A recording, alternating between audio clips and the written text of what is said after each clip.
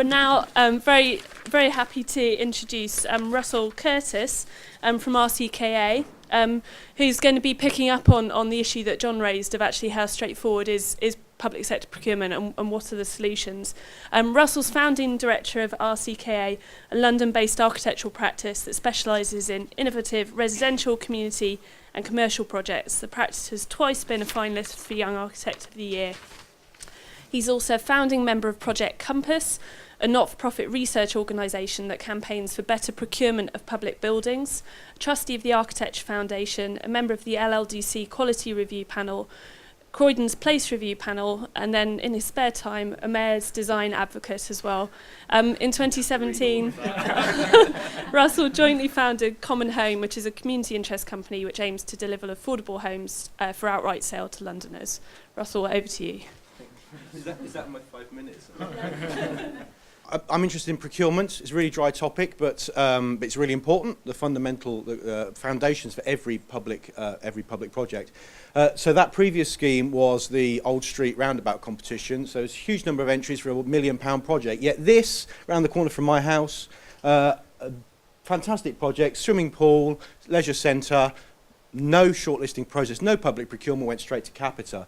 So if you think about, so the fonts have gone a bit weird here, but so the cost of building, if we think that's 1, and the cost of design is about 10% of that, roughly, cost of maintenance during a building's lifetime, 5 times, and the cost in use can be something like 50 to 200 times. Yet all we obsess about is that 0.1, that 10%. The procurement's all about that, it's nonsense. So the fundamental truth is really that a lot of public sector procurers consider that bit to be so important. You know, how much you 5.1%, 4.9%, don't care about the rest of it. The size of this compared to, if you can make a small saving at that, a small additional cost in the quality of the architect, and then you get a much better output. So there is a whole profession that exists around public procurement, believe it or not.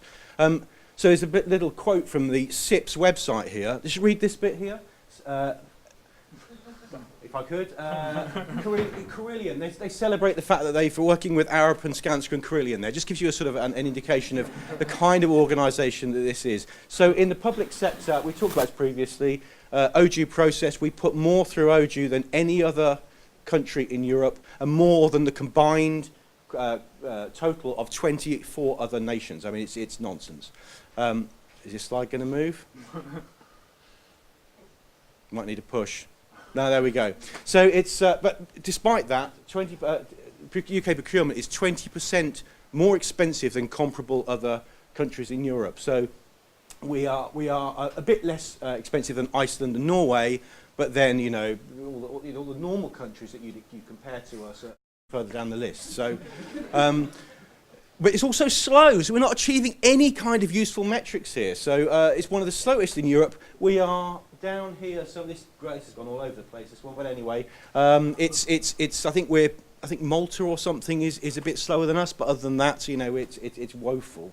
It's woeful. So we're neither cost effective, we're not fast, don't deliver quality. So there we go. Slower, more expensive, more wasteful, and we have the rise of the professional procurer.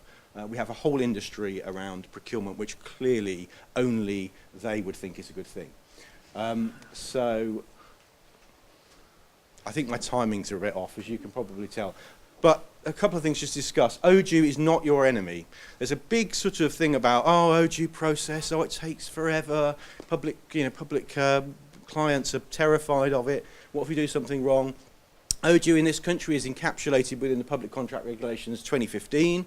Very catchy title, and that there's some really interesting things about that particular version of the public contract regulation, or the OJU process. It discourages aggregation, so you are specifically not allowed to lump projects into one big contract. So that's discouraged, which obviously is a good thing for SMEs. You are not allowed to ask for excessive turnover requirements. It's not allowed. So if anybody says otherwise, if people are seeing these stupid turnover requirements, you can challenge that.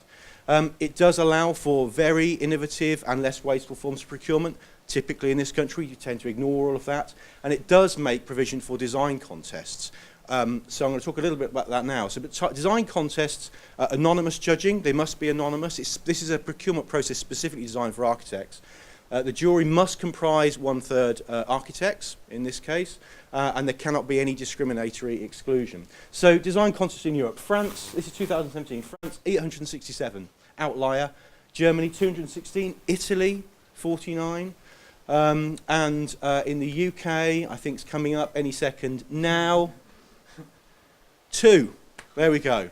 2 design contests in the UK in 2017. I mean, you know, France 867, UK 2.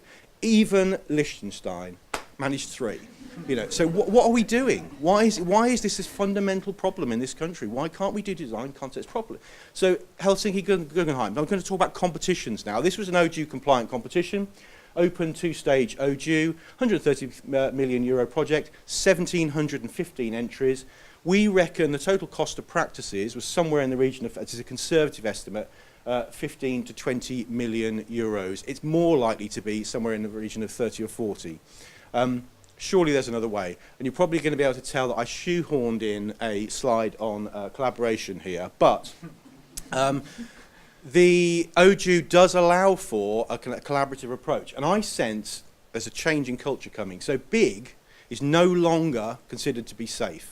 You know, this is a fundamental change, and it's only happened in the last sort of, last few months, really. So the public contract regulations preclude public bodies from requiring bids. So this is about collaboration there. So putting teams together is to bid for bigger projects is getting much easier. So you can now do that without having to have an incorporated organisation. You can do that after you've won the project. This is another way. This is a very interesting competition process that they're trialling, actually not trialling, they're using in the Netherlands. The first round submission, 2 pages of A4 and 2 sheets of A3. Design reference images, can't be your own work, it's anonymous. You describe your approach, you say what it might look like using other practices' work. Then you shortlist 5 practices, and you then have to submit a more formal competition process. But actually, you know, this is only if you're up against 5 others, not, you know, 750 or 1,715 or whatever. You get a decent honorarium, and they're commissioning hospitals using this now. In Amsterdam, they've just commissioned this project, the Amsterdam Medical Centre, I think it is, through exactly that, a 2 A4 page first round submission. So it can be done perfectly OJEU compliant. Why aren't we doing it? There we go. Thank you very much.